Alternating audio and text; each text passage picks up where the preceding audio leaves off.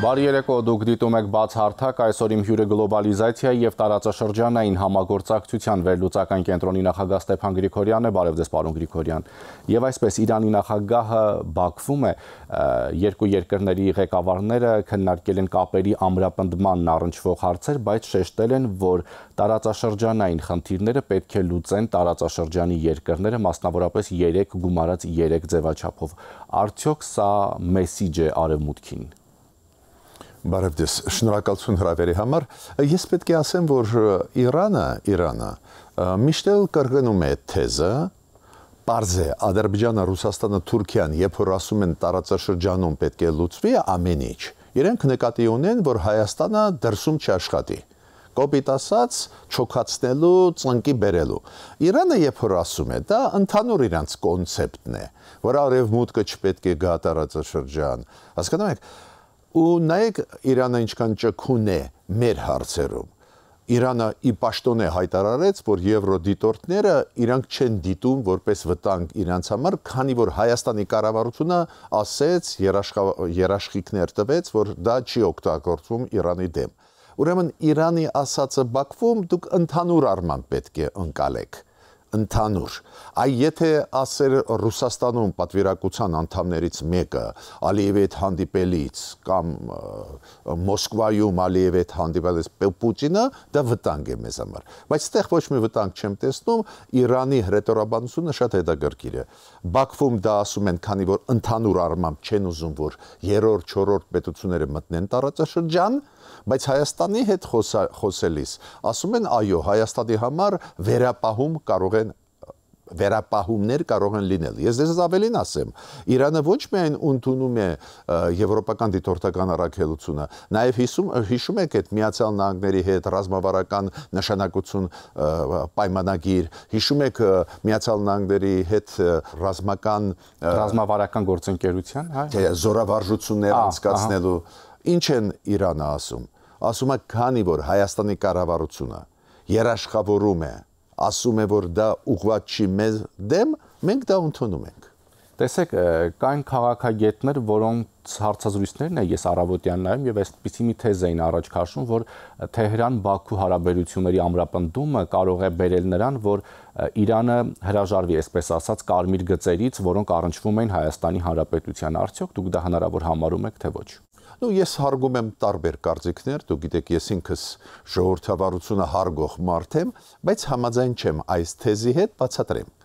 Նույնիսկ եթե Իրանը ինչ որ պահին ուզենա փոխել կարծիքը, Իսրայելը թույլ չի տա։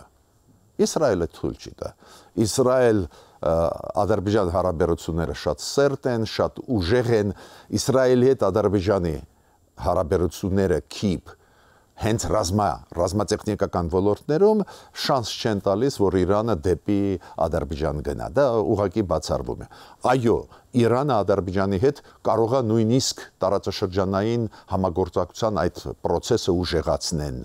Միջդեռ ես տեսնում եմ դա էլ դանդաղ է գնում։ Հիշում եք Հյուսիսարավ։ Շատերը մտածում են, որ Հյուսիսարավը կառուցվեց։ Ոչ, այն երկաթգծի 100 կիլոմետրոնոց մասը, որը ընկնում է Իրանի տարածք, դեռ չի կառուցվել Իրանի կողմից։ Հնդկաստան, Իրան, Ադրբեջան, Ռուսաստան։ Չէ, ինչքան էին ասում, երկաթգիծ, հյուսիս-հարավ, մինչև հիմա պարզվում է ուժի մեջ չմտե։ Նույնը Նախիջևան, Իրան, Ադրբեջան ծրագրերի մասին այս բանակցությունների ժամանակ, այս պաշտոնական այցելության ժամանակ Իրանի խոսվեց, չէ, բայց դուք գիտեք, որ դա էլ չի զարգանում։ Հիմա ասում են արագացվեց համագործակցությունը, բայց սա էլ տեղից չի շարժվում։ Միտքս ինչու՞մ է։ Կարող է նույնիսկ իրականացնեն այս ծրագրերը, բայց ռազմավարությունը չի փոխի Իրանը, քանի որ ես կասեի այդպես, Իրանի սահմանը Հայաստանում դա ճանապարհն է Իրանի դեպի հյուսիս։ Ադրբեջանը ցանկացած պահին կարող է փակել։ Ադրբեջանը ցանկացած պահին Իսրայելի պահանջով, Պակիստանի պահանջով կարող է ճանապարհը Թուրքիայի փակել Ադրբեջանը։ Բայց Հայաստանը կյանքում չի փակի, դա մեզ համար կյանքի ճանապարհ է, չէ՞։ Ու Իրանում դա հասկանում է, ինձ հավատացեք, այդ լուրջ երկիր է։ Իսկ առհասարակ 3+3 ձևաչափի վերաբերյալ ձեր կարծիքը պարոն Գրիգորյան, այսինքն մեր տեղը այս ձևաչափում է, թե ամեն դեպքում հարցերը, որոնք քննարկվում են եւ առնչվում են Հայաստանի Հանրապետությանը, պետք է քննարկել արևմտյան գործընկերների հետ, հաշվի չառնելով այն հայտարարությունները, որ տարածաշրջանի խնդիրները պետք է լուծվեն տարածաշրջանի երկրների մասնակցությամբ։ Ну, ես հիմա մեր կառավարության կարծիքը ասեմ, որ բալանսավորված քաղաքականություն եւ Եվրոպայի հետ, եւ Ռուսաստանի հետ, եւ 3+3 համոզված եմ, որ շատ դժվար է միաժամանակ դա իրականացնել, բայց մեր կառավարությունը նաեւ մի բան միշտ ասում էր, չգիտեմ հիմա կրկնում են թե ոչ, 3 գումարած 3-ում մենք ոչ թե հայ-ադրբեջանական հարաբերության կարգավորման կոնտեքստում ենք։ 3 գումարած 3-ում մենք այն կոնտեքստում են, որ ճանապարհները ի վերջո պետք է բացվեն,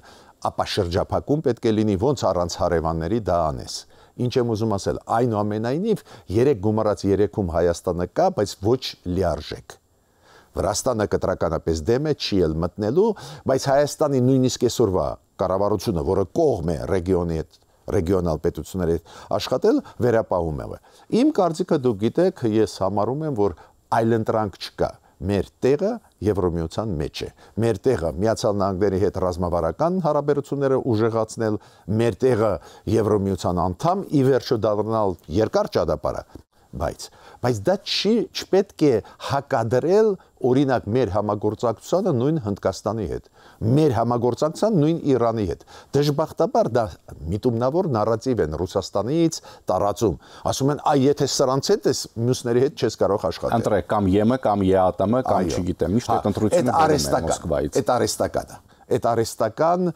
դրված մեր արժեվ խնդիրը ես մի օրինակ կարող եմ բերել նույն Ռուսաստանը որ անընդհատ մեզ սպառնում է որ ԵԱՏՄ-ից դուրս գաք վատ կլինի ուզում եմ հիշեցնել ռուսներին որ ոչ Վրաստանը ոչ Ադրբեջանը ԵԱՏՄ-ի անդամ չեն բայց առևտուր դուք ունեք միշտ ռուսները գիտեք ինչ են ասում հա լուրջ առևտուր է այդ ոնց է առանց ԵԱՏՄ-ի անդամ Վրաստան Ադրբեջան դուք համագործակցում եք եթե Հայաստանը դուրս գա ԵԱՏՄ-ից չեք համագործակցի Ուրեմն մենք պետք է սովորենք այս գործոնները, արգումենտները, փաստարկները բերել։ Երբ որ մեզ այս ձևի սպառնալիքներով խոսում են, օրինակ ասենք Ռուսաստան, զգում ենք, որ դուք վատ եք զգում, որ մենք աշխատում ենք աշխարհի հետ։ Հիմա խնդրում ենք ձեզ այդպես էլ պետք է ասվի։ Ամեն ինչից կհրաժարվենք, բայց խնդրում ենք ձեզ պատժել Ադրբեջանին, որ Պակիստանի ու Իսրայելի հետ ռազմական համագործակցություն ունի։ Պատժեք Ադրբեջանին, մենք ամեն ինչից կհրաժարվենք։ Պարզ է, չէ, չեն պատժի։ Չէ, բայց այդ հնարքները, այս մեթոդները պետք է օգտագործես։ Պետք է ասես Ռուսաստան, դու ուզում ես, չէ, որ մենք քեզ հետ միայն քեզ հետ լինենք։ Ուզում ես Պարզա Պուտինը կասի, ուզում եմ, այդպես էլ կասի։ Ինչի մասին է խոսքը։ Այ ուրեմն հիմա պատժամիջոց մտցրեց Ադրբեջանի դեմ, նույնիսկ եթե պետք է հարվածներ հասցրեք ռազմական եւ այլ, քանի որ իրանք Պակիստանի հետ, դու գիտեք, այդ ոչ միայն շատերը գիտեն, թե մենակ Թուրքիայի հետ Ադրբեջանը միասնական բանակ է կառուցում, ի պաշտոն է։ Հիմա կառուցվում է միասնական թուրք, Ադրբեջանը պակիստանական բանակ։ Այ հիմա պատժեք Ադրբեջանի դրա պատճառով մենք ամեն ինչից դուրս կգանք։ Պարզը չէ պատժի, չէ, բայց միտքս ինչու՞մ է։ Երբ որ դու դնում ես այդ հարցերը հրապարակային, ուզած Ռուսաստանը ավելի խելոք կվարվի մեզ հետ, ավելի զգուշավոր կլինի։ Բայց եթե գլուխը կախ նստում լսում ես այս հեքիաթները, որ ասում են, ու վերջի արգումենտը այդ սպանիչ է։ Ուրեմն դու գիտեք ինչ կան պետությունը եւ ԵԱՏՄ-ը։ Ուրեմն Ռուսաստան կա ու 4 հատ պետություն։ Բացի այդ 4-ից Ռուսաստանը ոչ ոքի հետ չի առևտուրանում։ Ես կարող եմ ասել, բոլոր 194 երկրների հետ անում է։ Վատ լավ անում է։ Այդ ոնց է հայերի համար մենակ պետք է լինի բացառություն, որ եթե մենք ԵԱՏՄ-ի անդամ ենք, ոչ ոքի հետ իրավունք չունենք։ Այս արգումենտները պետք է բերվեն։ Իսկ ինչպես է գնահատում Հայաստան-Էստոնիա հարաբերությունները, պարոն Գրիգորյան, եթե հաշվի առնենք, օրինակ, իմ սուբյեկտիվ կարծիքով Մերձբալթյան երկրներից ամենաակտիվը Հայաստանը կարծես թե համագործակցել է Լիտվայի հետ, ամեն դեպքում Լիտվայում անգամ դա տեսանելի է բոլոր մակարդակներում, ի տարբերություն Լատվիայի եւ Էստոնիայի։ Երեք օրինակ Էստոնիայի վարչապետը հայտարարեց, որ Հարավային Կովկասում խաղաղությունը շատ կարևոր է Էստոնիայի եւ Եվրամիության համար։ Այս Հայաստան-Էստոնիա հարաբերություններին կուզեի անդրադառնայիք։ Նու նախ ուզում եմ ասել, բոլոր երեքի հետ էլ պետք է ակտիվ աշխատենք։ Ուղղակի Լիտվայի հետ միշտ նկատելի է։ Լիտվա, Լատվիա, Էստոնիա, քանի որ Լիտվայի հետ ավելի նկատելի էր, քանի որ Լիտվան ունի տարածաշրջանային ամբիցիաներ։ Այդ հայտնի բան է, որ Լատվիան, Էստոնիան չունեն տարածաշրջանային հավակնություններ։ Լիտվան միշտ ուներ, նախկինում ուներ, ուրեմն նույնիսկ երբ որ Հայաստանը նախկին իշխանությունների ժամանակ դեպի պրոռուսական քայլեր էր անում, Լիտվան այն ժամանակ էլ փորձում էր մեզ հետ աշխատել։ Բայց շատ լավ է, որ վերջի ժամանակներս այս իշխանությունները այսօրվա Հայաստանից սկսեցին նաև Լատվիայի, Էստոնիայի հետ աշխատել, շտկել իրավիճակը, քանի որ էստոնացիք ու լատիշները շատ ցավոտ են ընդունում մեր պրոռուսական քաղաքականությունը։ Հիմա քանի որ փոփոխություն կատարվեց, այս իշխանությունները ավելի ակտիվ սկսեցին աշխատել, ես շատ բարձր եմ գնահատում այս երկու երկրների նաև աշխատելը։ Բայց դուք ճիշտ նկատեցիք, Լիտվայի հետ միշտ ակտիվ էր, քանի որ եւ ունեն ամբիցիա տարածաշրջան աշխատելու ու լիդերություն վերցնելու։ Բացի դրանից, Լիտվան, Լեհաստանը ավելի մոտ երկու գծեր են կապված Ռուսաստանի վտանգների հետ։ Բայց հիմա, քանի որ մենք փոխեցինք մեր վեկտորը, նու գոնե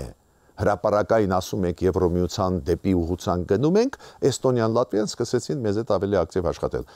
Ողջունում եմ այդ այցելությունը Էստոնիա ու այնտեղ հայտարարություններ արվեցին նաև Նիկոլ Փաշինյանի կողմից, իմ կարծիքով նորմալ է, միայն մի ես ունեմ վերապահում, երբ որ գնում եք Էստոնիա, Լատվիա, էզևի երկրներ, Ռուսաստանի անունը ընդհանրապես պետք չի տալ։ Այնտեղ լրագրողներից մեկը, եթե չեմ սխալվում, այդպիսի հարց տվեց Ռուսաստանի հետ հարաբերությունների հետ կապված, եթե հիշում եք։ Այսինքն տպավորություններ այնտեղ են ստեղծվում, որ Արևմուտքը ակնկալում է, որ Երևանը պետք է խզի հարաբերությունները Մոսկվայի հետ։ Դա է պատճառը, որ Նիկոլ Փաշինյանը արձագանքեց, որ մենք նպատակ չունենք օրինակ Ռուսաստանի հետ խզել հարաբերություններ, բայց իմ առաջարկը այզևի երկրներում այդ մտքերը չասել։ Հիմա բացատրեմ եմ ինչու։ Գնացեք Իսպանիա, ասեք այդ միտքը։ Իտալիա։ Բոլորը որտեղ որ ավելի մեղմ են այդ հարցերի վերաբերյալ։ Այո, իրանք էլ քննադատում են Ռուսաստանը, իրանք էլ բոլորը օգնում են Ուկրաինային, բայց կներեք էլի, Էստոնիան ուղղակիորեն Էստոնիայի դիմացը իրանց սահմանի մյուս կողմում կանգնած է բանակը ռուսական, որը պատրաստ է ցանկացած պահին մտնել Բալտյան երկրներ, Ֆինլանդիա, Լեհաստան, ու դա ի պաշտոնե ասում է Ռուսաստանը։ Դուք չեք կարող ասել լավ էլի, պարոն Գրիգորյան, այդ ձեր մեկնաբանությունը ի պաշտոնե։ Ես ավելին ասեմ, Ռուսաստանը անցած տարի որոշում ընդունեց, այդ ասում են գրուպիրովկա վոյսկ, այդ մի շարք զորամասեր տեղափոխել մոտ այս երկրներին, Պետրազավոդսկում շտաբը պետք է դնեն, ոչ մեկ բանակի, այլ եկա մեծ հզոր բանակի մասը Ռուսաստանի, նաև Ուկրաինայից մի մասը այնտեղ տանել։ Ինչու համար։ Ֆինլանդիա, Լեհաստան, Բալտյան երկրները եթե պետք լինի հարձակվել, քանի որ Ռուսաստանը ասում է վտանգը իրանցից է գալիս, ուրեմն մենք պետք է նախորոք հարված հասցնենք, այդ գիտեք, այդ գաղափարը վերականգնել ոչ միայն սովետական միությունը, նաև դուք հիշում եք, Ֆինլանդիան մտնում էր, Լեհաստանը մտնում էին այդ ռուսական կայսրության մեջ։ Ինչ եմ ուզում ասել։ Ու այս երկրում լավ կլինի գոնե այս մասով չխոսային։ Շրջանցել։ Ուղղակի շրջանցել։ Ես իմիջիալոց դեմ չեմ բալանսավորված քաղաքականության, երբ որ դու ասում ես, այո, իմ տեղը Եվրոմիությունում է, բայց ո՞նց չաշխատեմ Իրանի հետ, Հնդկաստանի հետ ո՞նց չաշխատեմ, նույն Ռուսաստանի հետ, ումից մենք շատ դժգոհ ենք, բայց առևտուր ունենք, չէ՞, չենք կարող անտեսել այդ կապը, հասկանում եմ, բայց դա ասեք Իտալիայում, Իսպանիայում, իրանց համար էգզիստենցիալ չի այդ վտանգը։ Չի հարձակվի Ռուսաստանը չի հասցնի հարձակվել Իսպանիա, առանքում 50 հատ երկիր կա, բայց Էստոնիայի սահմանը Նարվայով դիմացը ու նաև հոգեբանական պահ կա։ Այ ոնց մենք լարվում ենք, երբ որ Ադրբեջանը ինչ որ բաներ հայտարարություն է անում։ Մեր դեմ Պակիստանն էլ անում է հայտարարություն։ Լարվում ենք։ Միայն պատասխանը, բայց Ադրբեջանը էգզիստենցիալ վտանգ է, վաղը կարող են փորձել մտնել մեր տարածք նորից։ Միտքս ինչու՞մ է։ Այս բաները նյուանսները պետք է հաշվի առնել բանակցությունների ժամանակ, բայց այցելությունը կարևոր է, Նիկոլ Փաշինյանը ու ես ողջունում եմ։ Պարոն Գրիգորյան, իսկ Ռուսաստանի արտգործնախարարի վերջին հայտարարությունները ռուս-ուկրաինական հակամարտության հետ կապված ինչպես կմեկնաբանեք, մասնավորապես ՆԱՏՕ-ին Կիևի անդամակցությունն անընդունելի է, նորից շեշտվել է, Ուկրաինան պետք է ունենա չեզոք կարգավիճակ, Ղրիմի, Սևաստոպոլի, Լուգանսկի, Դոնեցկի, Խերսոնի, Զապորոժիայի միջազգային ճանաչումը հրամայական է։ Նու այդ կոչվում է ձեռառնոց։ Ձեր են առնում։ Պարզ է Ռուսաստանը հասկանում է, որ Ուկրաինան չի համաձայնվի։ Դա շատ նման է այն նախապայմանների, որ մեր առջև դնում է Ադրբեջանը։ Ու ամեն օր նորը տարբեր վարիացիաներով սահմանադրությունը փոխեք, Մինսկի խմբից հրաժարվեք, չգիտեմ, N շատ նման են մոտեցումները։ Իդեպ ասեմ ձեզ, Ռուսաստանը միշտ ասում է ֆաշիզմը պետք է Ուկրաինայում խեղդվի, ոչնչացվի, նույնը հիմա նարատիվ օգտագործում է Ադրբեջանը մեր դեմ, ինքը ասում է, հա, մենք 80 տարի առաջ սովետական բանակով կռվում էինք ֆաշիզմի դեմ, այս վերջի 30 տարի հայկական ֆաշիզմի դեմ էինք։ Այս նարատիվները մի տեղից են գալիս, Ռուսաստանի հատուկ ծառայությունները Ադրբեջանին տալիս են այդ գրառումները, իրանք էլ օգտագործում, լուրջ չեմ ընդունում, բայց ստեղ ինչն է կարևոր։ Ոնց է պայքարում դրա դեմ Ուկրաինան, բավական ուժեղ։ Օրինակ դուք գիտեք, որ այսօր նախագահ Զելենսկին հայտարարեց, 3 օրյա զինադադարը մենք չենք ընդունում։ Այդ խաղը հաղթանակի 80-ամյակի դեպքում, որը Պուտինն էր առաջարկում։ Ուկրաինացիք ասում են գոնե 30 օրով արեք, համաձայնվենք, բայց 3 օրով էս ինչ խաղ է։ Ուզում եք ձեր միջոցառումները լավ անցկացնել, հետո մեզ ռմբակոծել։ Այդ adekvat արձագանք է վտանգների։ Դες չի ստացվում Ռուսաստանին, ասենք ուղակի ծաղրել Ուկրաինային։ Դիմադրում են։ Բայց Սպիտակ տնից էլ հայտարարեցին, որ Թրամփն ավելի ու ավելի է հիասթափվում Պուտինից եւ Զելենսկուց, պարոն Գրիգորյան։ Այսինքն, ի վերջո ինչպես կհանգուցալուծվի, որովհետեւ նախապես հայտարարվում էր, այսպես ասած, որ մեկ օրում ես այդ խնդիրը կլուծեմ։ Հիմա հայտարարություն է տարածվում, որ հիասթափված է Ամերիկայի Միացյալ Նահանգների նախագահը, Ռուսաստանի եւ Ուկրաինայի նախագահը։ Գիտեք, Տրամփը հետաքրքիր քաղաքականություն է վարում ու իր քաղաքականության պատճառով ինքը դարձավ այն միակ նախագահն Միացյալ Նահանգների, որի վարկանիշը ամենաառագ ձևով անկում ապրեց 100 օրում։ 100 օր պաշտոնավարմանը հեսալրանում է, ուրեմն 80 տարվա մեջ այս ձևի պաշտոնավարման ժամանակ անկումը ռեյտինգի ոչ ոք չի ունեցել բացի Տրամփից։ Գիտեք, երբ որ իրարամեջ բաներ ես ասում, երբ որ պարզ բոլորը հասկանում են, որ դու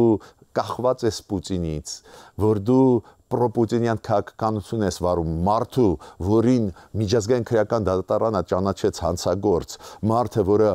ռմբակոծում է բնակելի շենքերը, պարզ է ամերիկացիք ոնց կարան դա դրական նայել։ Տրամփը պարզ է հիմա կփորձի մի քիչ նաև Պուտինի դեմ ինչ որ բաներ ասել, բայց ես կարծում եմ, որ իր քաղաքականությունը սխալ է, ոչ մի խաղաղություն չի լինի, ինքը Ռուսաստանին դուրս է բերում մեկուսացումից, մտածում է, որ դրա փոխարեն Ռուսաստանը չի կարակի հակառակը, Պուտինի նպատակները չեն փոխվում, քանի որ Պուտինը գաղափարախոս է։ Այդ գաղափարախոսությունը մենք կարող ենք քննադատել, իրավունք ունենք քննադատել, չհամաձայնվել, բայց ինքը գաղափարախոս է, ինքը ուզում է վերականգնել ռուսական իմպերիան, հասկանում եք, հակամարտկային ինչ որ գաղափարախոսություն։ Տրամփը գաղափարախոս չի, էլի, իրան հետաքրքրում է ինչքան ֆինանսներ ու որ ուղղությամբ գնան, դա է պատճառը, որ Ռուսաստանը այդ որ լավ են ասում переигрывает в политическом диалоге, այդ քաղաքական երկխոսության մեջ անընդհատ հաղթող դուրս է գալիս Ռուսաստանը։ Այսինքն ամեն դեպքում ռուս-ուկրաինական հակամարտության գոտում առաջիկայում խաղաղության սպասել պետք չէ։ Ну ես չեմ տեսնում շանս, քանի որ նախաձեռնությունը Միացյալ Նահանգների լավ նախաձեռնություն է, միջնորդ լինել, ուժեղ միջնորդ, բայց քանի որ ներում են Պուտինին եւ ռմբակոծությունները եւ այլն խաղաղություն չի լինի։ Ձախողված ամեն դեպքում միջնորդություն է ստացվում։ Ну այս պայն միանշանակ ձախողված է, 24 ժամում չստացվեց, հետո հիշում եք, ասում էր 100 օրում, էսա 100 օրը լրացվում է, չի ստացվում, չեմ կարծում, որ կստացվի, միջև Տրամփը չփոխի քաղաքականությունը, միջև Տրամփը չվերադառնա Բայդենի քաղաքականության։ Շնորհակալություն։ Հիշեցնեմ իմ զրուցակիցը գլոբալիզացիա եւ տարածաշրջանային համագործակցության վերլուծական կենտրոնի նախագահ Ստեփան Գրիգորյանն է։ Շնորհակալություն ուշադրության համար, հաջողություն։